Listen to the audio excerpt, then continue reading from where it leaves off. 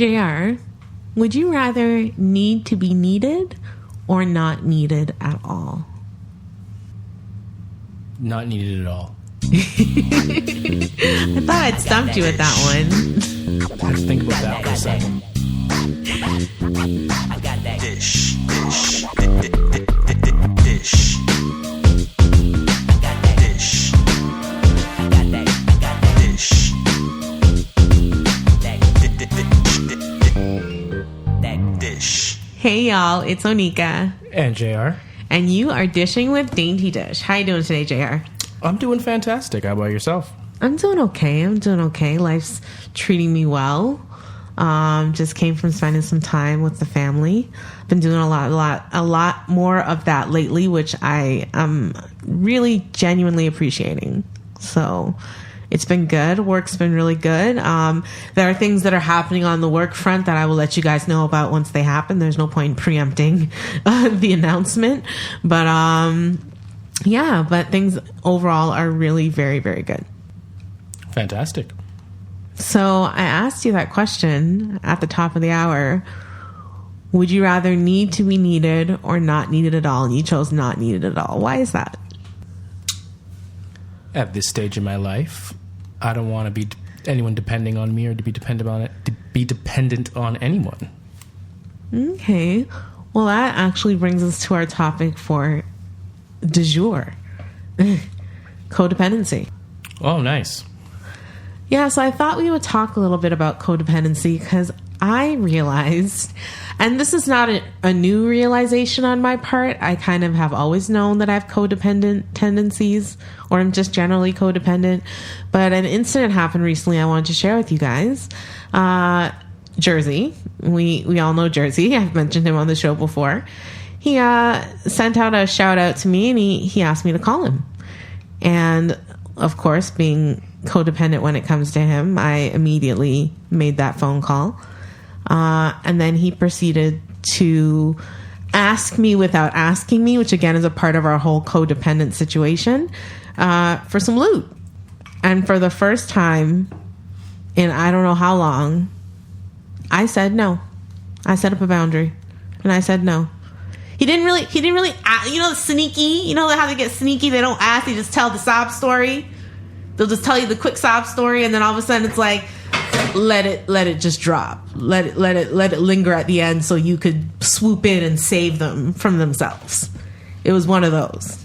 He thought you were Captain Sava. A Mitch. He thought I was a Captain Save a Mitch, and I'm tired of it. I'm tired of it. This is the dynamic that has been going on with us for the last 8 years. And he's got his little lady now where he lives, and she should be able to solve his problems for him. And he's got a mama. I got a mama. We all got a mama. So if your mama can't do it for you, then cash money loans. I don't know. I don't know if you're looking for my sympathy here because you put yourself in this situation. You're responsible for it. So I have not a sympathetic droplet in your body, in not a molecule, an atom in my body for you at all right now. And I'm not looking for sympathy. That's not what I'm looking for. I'm trying to look. What I'm trying to do is kind of somehow, some way understand myself. How did I let this go on for so long, for so many years? Made excuses about it, just made excuses for him, lied for him, just did things that were completely against my character for him. And it's a pattern with me. This is not the first instance where this has happened in my life, so I'm just curious, where does go ahead. I see a hand raised. I know. I wish people could just see this. I'm just sitting here okay, so you just answered your own question by saying, I lied for him. I did this for him. I did that. That's your problem right there. You didn't care about yourself. I don't know what to tell you. This is kind of funny. Because the thing is, you didn't tell me this in pre-production. You didn't give me this detail at pre-production. Just so anyone who's listening knows, in pre-production, Onika took me down a different tangent in pre-production, and she got me all prepared to go at a certain angle, and then she just threw a curve at the beginning here, saying, get to that angle. I just have to get it off my chest. You have to get it off your chest? I have to get it off my chest. Because it's a part of love of relationships when it comes to codependency. Like, that's what it's a part of. You know, as I said, I make these mistakes. And are they mistakes on my part? Like, why do I constantly, you know, do the same thing over and over again? Because it was the same with the exes. I needed to be needed. Oh, so I forget. You said this is not within my character. Actually, it is. It is. It actually is. Yeah, it is. What was out of my character was saying no yesterday. That's what was out of character. Yeah, so you have some character flaws, apparently. I have a couple of character flaws, guys. Who knew? Who knew? Here I thought all was well. Apparently not. Apparently not. When it comes to love and relationships, I feel like this has been a habit of mine. And, you know, it's the need to feel needed and the need to be in control of the situation that I happen to be in. And I always want them to know, you know, you need me more than I need you. And that's kind of twisted, right? Yeah, that is twisted. You need me more than I need you. See, I don't even have that type of thought in my mind going into any type of situation, relationship. Like, it's more like I choose to be here and I can choose not to be here. You choose to be here and you could choose not to be here. No, for me, it's like, what stuff can I give you to keep you here in my sphere of influence until I'm ready to get you out of my sphere of influence? And it could take a year, it could take 10 years, it could take 20 years, but at some point, I get sick of it all, and You're just a manipulator. A little bit. And I think I've probably always been this way. You know what's interesting? You had me take that test. I don't know if I'm allowed to bring it up now. You can bring it up. We're talking about codependency right now and my issues. Like, you came over here and you was like, you got to take this test. And I took this test and I'm like answering all these questions. And you're sitting in the back corner laughing as I'm taking these tests. I'm thinking I'm doing it wrong. I'm like, all right, whatever. One of the questions was, oh man, I had a great thought there. It followed up what you said. Oh my goodness, I'm drawing a blank now. That's unfortunate.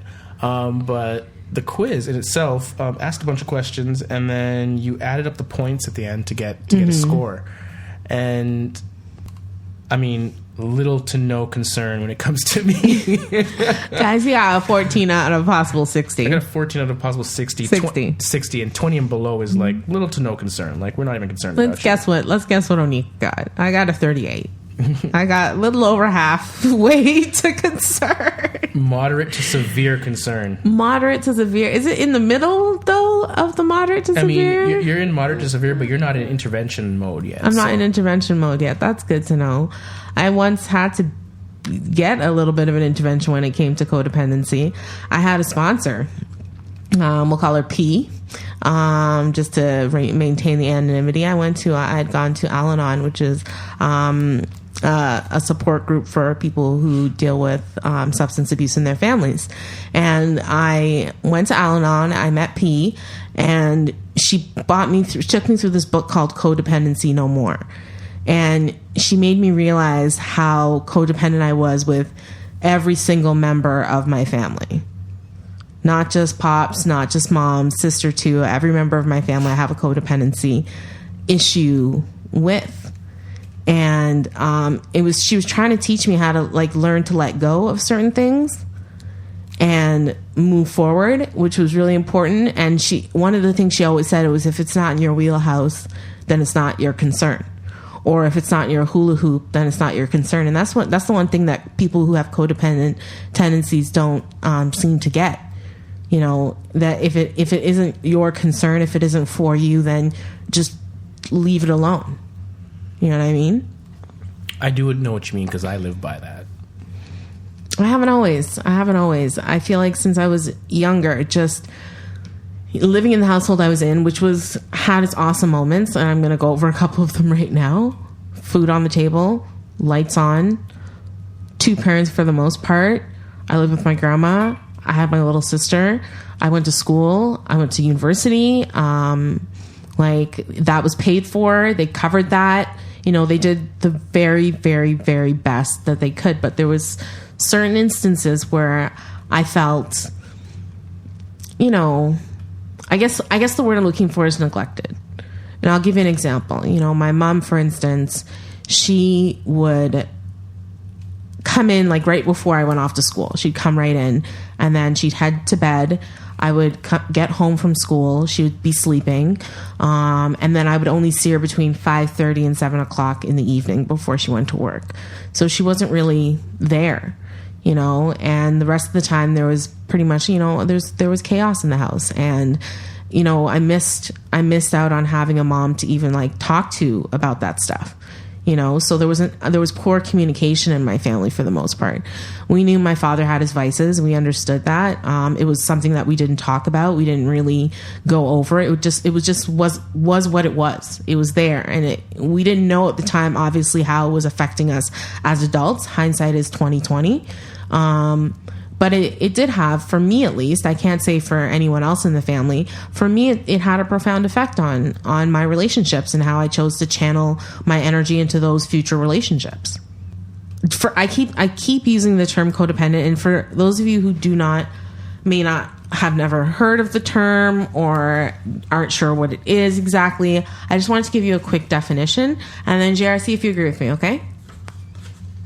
I'm going to agree with the definition that you got from some scholarly source. From some scholarly source. Okay. Yes, it was a scholarly source. I'm going to find out if I agree with the scholarly source. Okay. Yeah. See if you disagree with the scholarly source. Okay? Can you do that? Okay, Yeah, good. I got you. Okay, good. A person belonging to a dysfunctional, one-sided relationship characterized by a preoccupation and extreme dependence, either emotional, social, or sometimes physical, on another person. I'm no genius, but that makes sense to me. Have you ever found yourself in any of those situations? I love the way like you just try and stand, like you're trying to like create a situation where I'm going to throw myself under the bus. But we both know I'm self-aware, and we both know that I'm open with saying that I've been in a codependent relationship, and as soon as I recognized it, I was gone. So I don't want to talk about when you recognize it. I want to talk about when you didn't recognize it. Well, when I didn't recognize it, it was codependent. How did it affect you? How did it change? What's the difference between you today and you then, for instance? Like, how did it affect you? Well, before it was Captain Save a young lady with issues.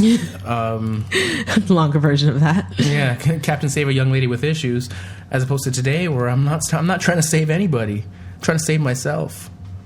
And what emotional, if not social or physical, toll did it have on you at the time? It definitely had an emotional toll. Mm-hmm. Yeah. Emotional, yeah. Just emotional, full of emotions that I didn't need in my life. Yeah. Oh, man. A woman that manipulates, like, just from a man's perspective, like me as a man, worst thing ever. It's like, you're wasting my time. You're providing all this fluff and nonsense that I don't need. You're taking me away from my purpose, my goals. Yeah. Okay, that's how you felt? That's how I felt. So, yeah. Okay. I think that's the best way to describe it. Okay. And now with your score of 14, you wouldn't say you have any codependency concerns? I didn't think I had any, and this little test confirmed it.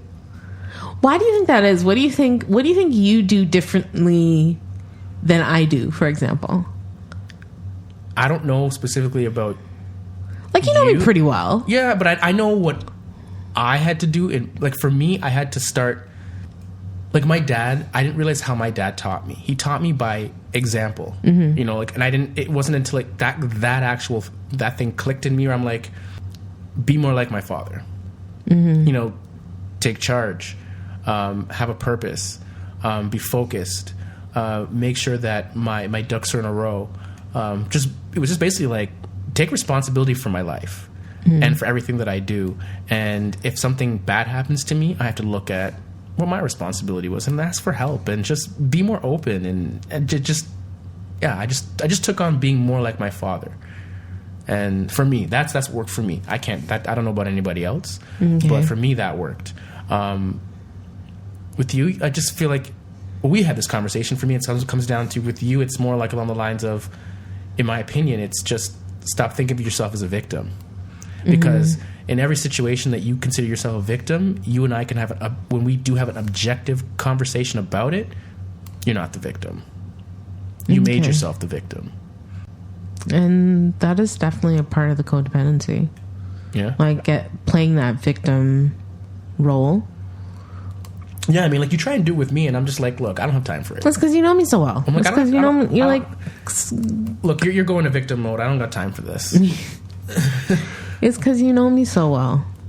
But I have found in my past that I played the victim. And I'm trying very hard, I think, now not to. I think that's what it comes down to. Just taking responsibility, like you said, for your part, the part that I played in everything. Another big thing was moving. I think moving helped. Moving to the city. Yeah, getting away. Getting away from it all. And you know, I still experience the codependency with my mom, for instance. You know, she's often on vacation right now, and I was just like, Mom, you know, you have to call me when you get to the airport, and you have to call me when you land, like, because if you don't, my world feels like it's gonna end. And when she didn't call me right away, my world felt like it was gonna end. And I'm 37. I shouldn't have this like unhealthy attachment to my mother, but I do. It's something I have to really work on. But we kind of feed into it with each other. Like, we'll have our little morning sessions. We'll gab. We'll talk. Does she ever pick up the phone and call you? Just wondering, because I think No. I don't think she is because I mean, I don't think she's a dishy with attachment to you. I think it's one. Oh yeah, it is one sided. That's That's codependency. That's the definition. Yeah, Definition it is of one sided. codependency. So it is one sided. Yeah, It's one sided. It's on my side. It's on my side. I'm the same with my sister. I know your mom. Like, I've talked to your mom in the morning on occasion, and she's like the happiest person in the world. Like, she's not. I don't think she's codependent on anybody. Like, she's like totally living in the moment, enjoying herself, and like that's the vibe I get when like I remember I talked to her one morning. I think she called me, and it was I'm like. I was happy already, but then like when I answered the phone and I was in a happy mood and she was in a happy mood, it was just like, oh, no, you're not. You know, I don't think you have any codependent issues right now. You're pretty cool. No, I mean we do. It's like things like we'll share secrets with each other about like my dad and my sister, or she'll want to tell my sister something and she'll tell me to tell my sister. Like, she'll like, let your sister know A, B, C, D, E, F, and G, Onika, because I can't talk to her. You know, putting that kind of responsibility in my hands. She did that a lot when we were kids. My sister did have my grandma, but she had me kind of having that hand in raising her too. Like, if she was difficult or there was a challenge, especially after my grandma passed away, it was always like, look to me to like solve it, to fix it. And it's simple things like keeping the house clean, like making sure Bianca kept her room clean, or, you know, any little thing, and any little slight that there was, it was hard for her to communicate with her. So she would always communicate through me. You know, it's a very complex, weird, odd situation, but it's lasted the test of time. We still do it to this day. And what role does that play in your mental health today? I would say I'm uncomfortable in my codependency with my relationships. I'm mentally exhausted. I just feel drained.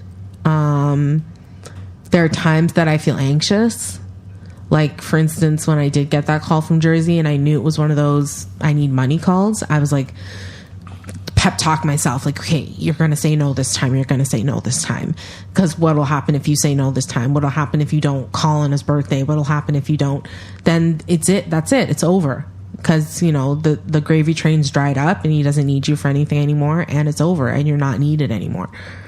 You know, so it really does. It can have an effect on the mind and just what you think about yourself and how you feel about yourself in certain moments. I find I have confidence in most things, but when it comes to my love and relationship life, I feel very lonely sometimes. I feel like it's all one-sided. And that's true of my friendships too, I think. I've been trying to develop new friendships living in the city now. getting out there and meeting people and asking to go out to coffee and asking to go out to dinner and reconnecting with people. And there's always this part of me, like if they cancel, that feels like, oh, they just didn't want to hang out with me. I don't know. I think people are busy. Yeah, people are busy. People have lives. People are busy. They have lives, kids, mortgages.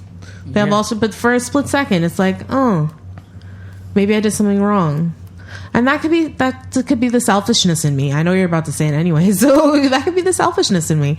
No, I was just gonna say maybe try something that's more like as organized, like the way I do dodgeball. That's organized. Like I mean, the group there, like the group's kind of gotten over the past year. We've kind of become more of a cohesive group, and like we'll go out for drinks or whatever on a random weekday or a weekend, and you create groups that way. I guess social groups and I guess friendships develop from those situations as well. But I mean, you can't rush anything. Yeah, that's the thing. I'm always in such a rush to always in a rush have the happy ending, the happily ever after. And so, I met this girl and she became my friend and we were best friends forever. Like, that's not how life works. That's not how life works. That's not how life works. As people, I think one of the main things with codependency is establishing boundaries. I think I need to start establishing some serious boundaries for myself. I've done it for work. I've had to do it for work. It's a part of the job. But just in my personal life, establishing some boundaries, like, maybe not calling my mom every single day or 2 or 3 times a day. Or, giving my friends time or my potential friends time to RSVP yes to an event that I want us to go to, or, just boundaries. I need to set some healthier boundaries, I think, for myself. Sure. I guess. And also working on getting your number down from 38 to below 20. Working on some personal development, self-development stuff. That would be helpful. I have to start somewhere. Because that 38 is a high number. Well, it's a little too high for me. But that number is also, it represents who you are, and that number scares people off. I think that, like, you can sense when someone's codependent. Yeah. Right, and that's going to scare people off. Like, immediately, even when you meet someone, like someone that you meet them, and then all of a sudden they're ready to travel the world with you, and do every single thing or event with you. Like that's quickly, like, look at it. Clingy. Look at it from if it were in a relationship standpoint. Like if you just met a boy and you were doing that, like you'd be freaked out a little bit. So in a I guess a platonic relationship, that's freaky as well. So I think maybe more so you might want to break things down into little steps, right? And figure out what is the one thing that is maybe inhibiting you from finding people that you could have decent relationships with, and that might start with the whole I can't even remember the word. Codependency. There you go.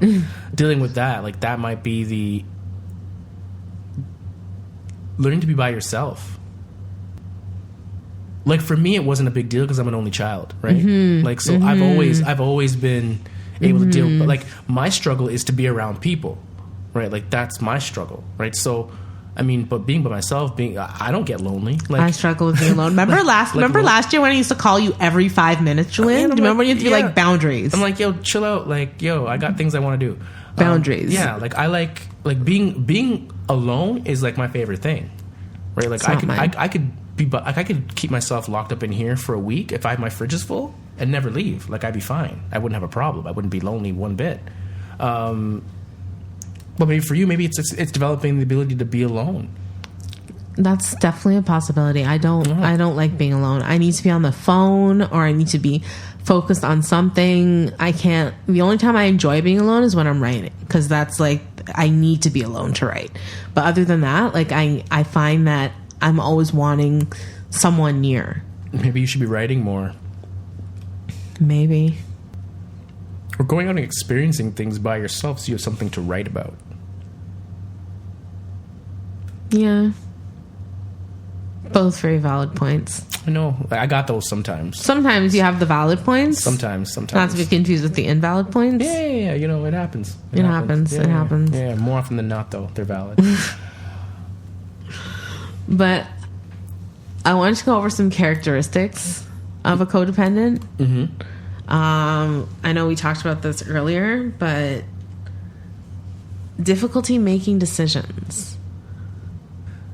Not a problem. But fun to put people in positions where they have to make decisions. I love doing that. That's like one of my favorite things. Like in like, I guess the dating world, per se. Uh-huh. Yeah.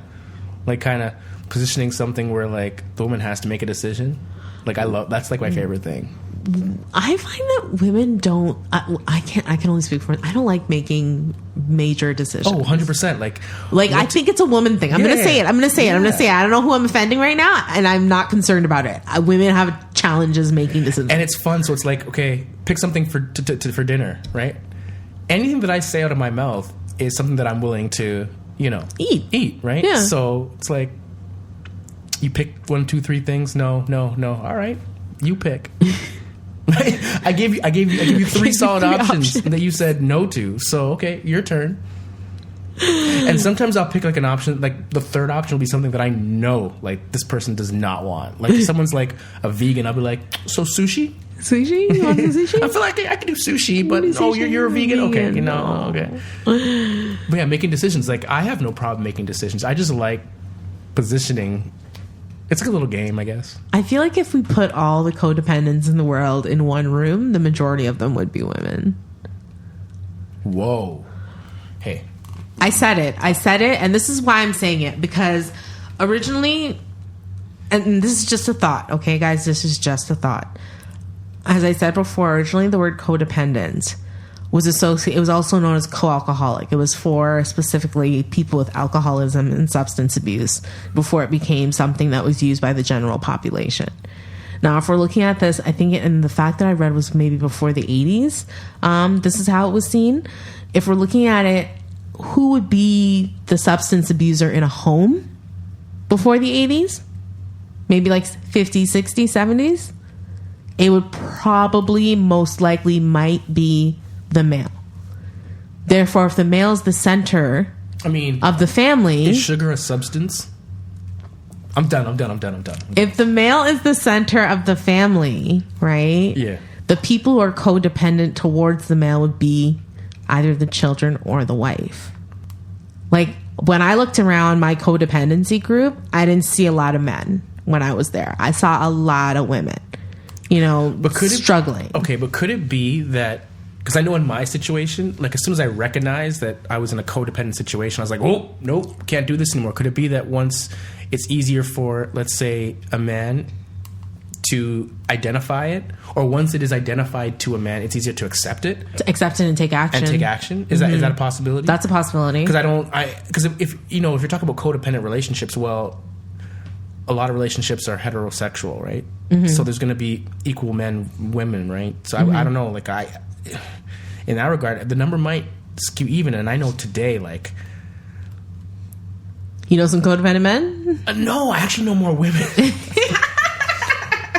I said it because you couldn't. When I'm thinking about like substance abuse. Yeah, I would say that leans more along like the female side. Like, out of everyone that I've hung out with in the past year, well put. A lot of the men don't consume alcohol or do drugs, and like that's what I like most. But like when I hang out with them, it's like we're sober. Like it's just like, and we're going out and having a great time.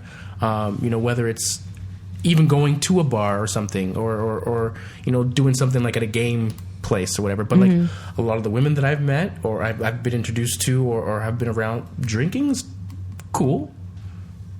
Substances are cool, but that could be just to like maybe loosen yourself up. I don't know if it's a problem or anything. So I don't know.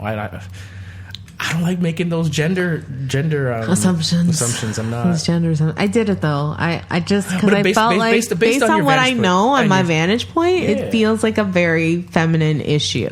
Like I'm not saying men can't be codependent, but I feel like when men are codependent, there's a little bit more like there's less passive aggressiveness and more aggressiveness. Like more of the controlling aspect or the reactive aspect to it when it would be with men. Like, Okay, yeah, do you know what I'm yeah, saying? yeah, Like, I see that. I see how you can as say that. opposed to the passive aggressive and the unreactive with women. But that's like human nature traits. Like men are typically aggressive and women are simply passive aggressive because you have to be passive aggressive. You can't be aggressive with unaggressive. but even just like size wise, like women, like men are like physiologically bigger than women. So in order for you to compete, you can't compete at an aggressive state. You'd have to go passive aggressive in order to compete. Like you'd have to bring in the emotion to get the person like So I don't know. So I guess, I think passive aggressive would be more of a female character trait, and aggression would be more of a male character trait. Yeah, I would agree with that. Yeah. So another character trait, confusing love and pity. Yeah. Happens a lot. Happens a lot. Happens more than you'd like to admit. Well, you're looking at me with bright eyes there. You're like, we've already discussed that I've admitted this, so we'll do it again. But yeah, absolutely. I had to look at my failed marriage as that. That was the story. It was. Everyone knows it. It's a story. Yeah, I find that I feel the pity. Yeah. I know I feel the pity. I know I pick up some pathetic. Oh, so sad. They're so sad. And I know this. I knew this because I'm 37 now. Because I'm sad, right? I'm sad now too. But it's a reflection I'm of sad. yourself. The men you bring in your life are a reflection of the you. The men I bring in my life, they were a reflection of the level of self-esteem I had at the time. The self-esteem was so low. And, I knew that I didn't love them, but I wasn't willing. I wanted the fantasy. I wanted the boyfriend girlfriend experience, and I was willing to spend whatever I had to do whatever I had to do, fulfill whatever need I had to fulfill to get that experience, to get that fantasy, to get that validation, to get that love return. So. But I knew in my heart, like this person's not the right one. No, this person's not going anywhere. I'm just saying they're not. A tendency to do more than their share. This is another one I've experienced, and I think you probably would have too. You're trying to speak for me? No, not at all. Okay. Not at all. From my vantage point, I felt I might have been in a situation where I was doing more. But there's two sides to every story, and my partner may have felt that she was doing more. I would disagree, but it is what it is. I've been there. Yeah, I can relate to that. Poor communication or no communication? My challenge is I'm very direct. Mm-hmm. And actually, I've been told this up until recently. Like, it's hard for people to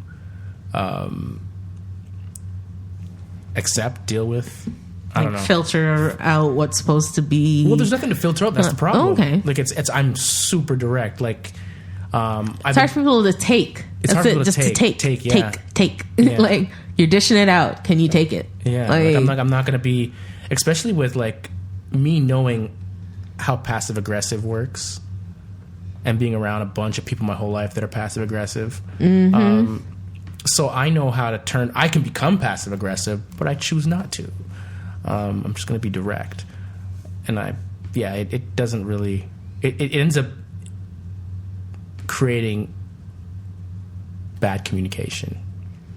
Because then someone immediately skips through what I might have said, 3 sentences, but the second sentence, there might have been some words in there that a person may find triggering. And instead of listening to the third sentence, which brings everything home, you immediately jump off on that second sentence, and that's where the miscommunications, I think, come into play with myself. Yeah, that's happened. Even with you. It happened just now, like during pre-production. He said something, I jumped on it, I became very reactive, like out of nowhere, like the Hulk came out, and he's like, whoa, calm down, let me finish my sentence. let me finish what I'm saying, and then we could have a conversation about it. So there was a little spark of codependence right there. I'm like, and you actually used what I said in your conversation. I did with everyone right now. I sure did. We won't say what it was, but thanks. But I appreciate it. It came across as your idea now. It's perfect. Oh my gosh.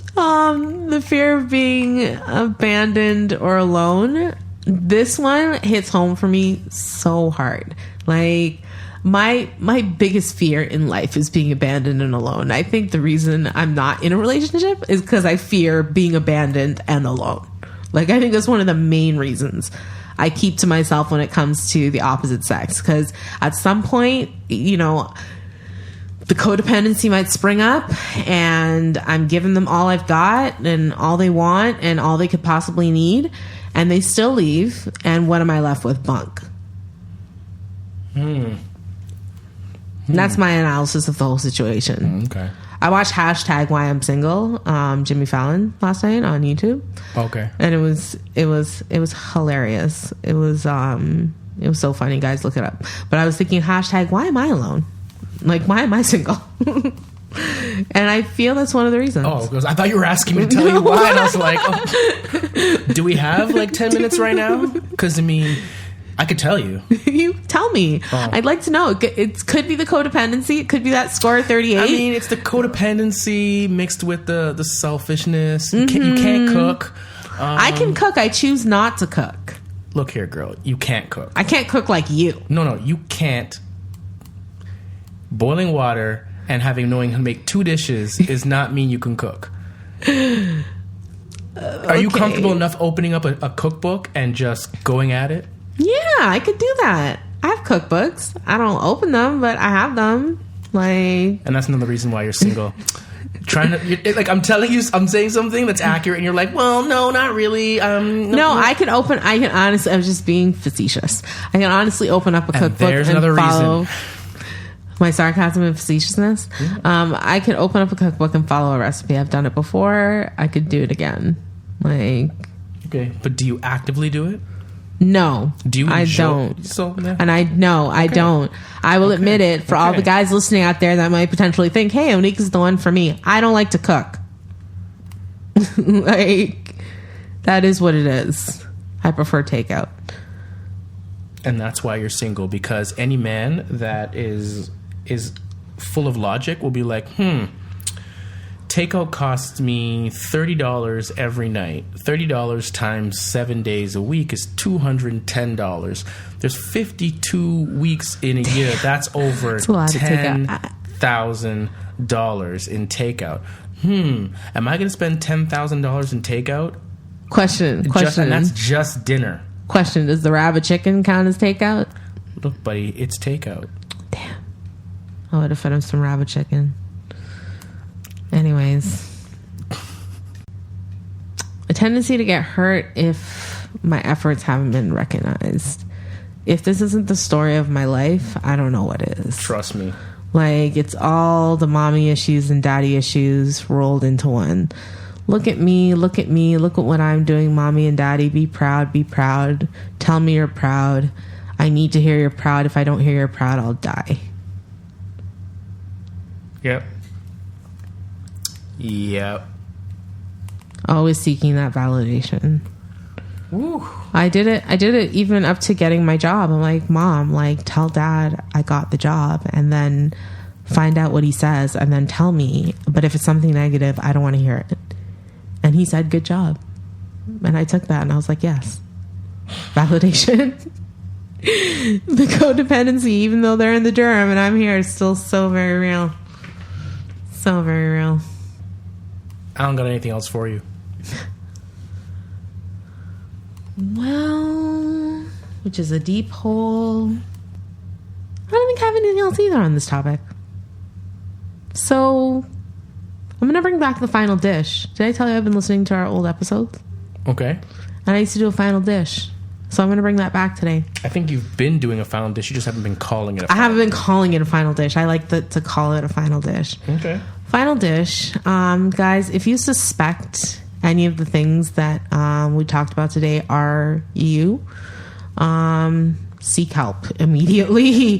Codependency is not something to take lightly, although the Diagnostic Statistical Manual for Mental Disorders does not recognize it as a mental disorder. They do recognize dependent personality disorder, which has the same symptoms in it. They recognize that one as a disorder. So codependency, it's an issue. It's real. If you're experiencing it in your relationships, then set up some healthy boundaries for yourself and for other people, for your friendships, for your workmates, in every situation. Make sure you're communicating, because that's also very, very important to communicate your needs and your wants. And put yourself first. If you're putting yourself last right now, if you find yourself in a situation where you're codependent and the person that you are with or that you are socializing with doesn't recognize that you should put yourself first too, then maybe it's time to get out of it.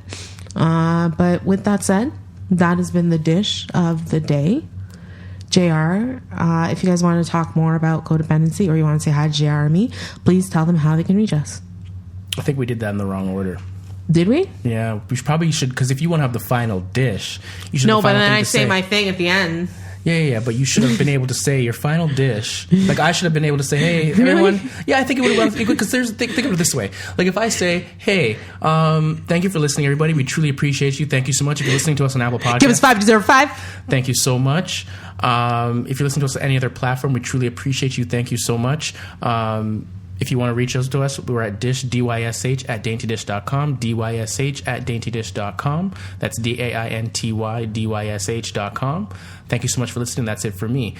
Then you go into your final dish and you can end it right there. You have the Next last episode. word. I think we'll work on that. We're going to work on that, guys, Okay, well, for you. All right. Well, as I said, that actually was the dish of the day. And I hope you guys have yourselves a very, very, very happy hump day.